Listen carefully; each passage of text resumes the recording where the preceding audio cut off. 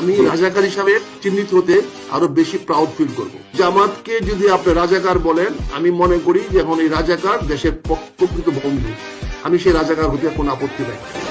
বিশ্বাস করুক আর নাই করুক, মানুক আর নাই মানুক, ইতিহাসে লিপিবদ্ধ করুক অথবা নাই করুক, ইহাই সত্য।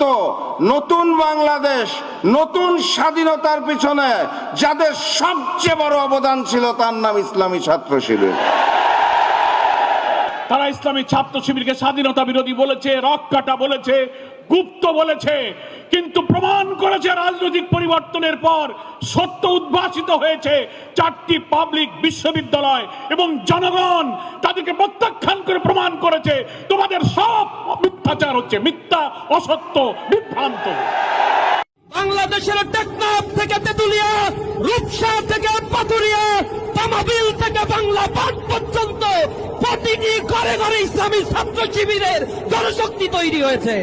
এই জমিন আমাদের রক্তে কেনা, এখানে আমাদের শহীদদের রক্ত ঝরেছে, এখানে বুলডোজার দিয়ে আমাদের ঘর বাড়ি ভেঙে দেওয়া হয়েছে, এখানে আমাদের ঘর বাড়ি থেকে উচ্ছেদ করা হয়েছে, কিন্তু আমরা দমিত হই নাই, আমরা দমিত হওয়ার পাত্র নই।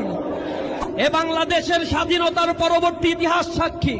প্রতিবার আন্দোলন পরবর্তী, প্রতিবারই সুযোগ সন্ধানী এই দলটি সুযোগ নিয়েছে আর জনগণের ঘাড়ে চেপে দুর্নীতির স্বর্গরাজ্য তারা তৈরি করেছে।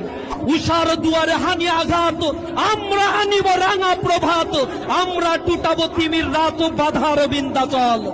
আর এক সন্ত্রাসী গোষ্ঠী এখন আবার কোরআনের বিরুদ্ধে নব্য ফ্যাসিবাদের প্রতিধ্বনি হয়ে তাদের জন্ম বাংলাদেশে হচ্ছে, আমরা দেখি।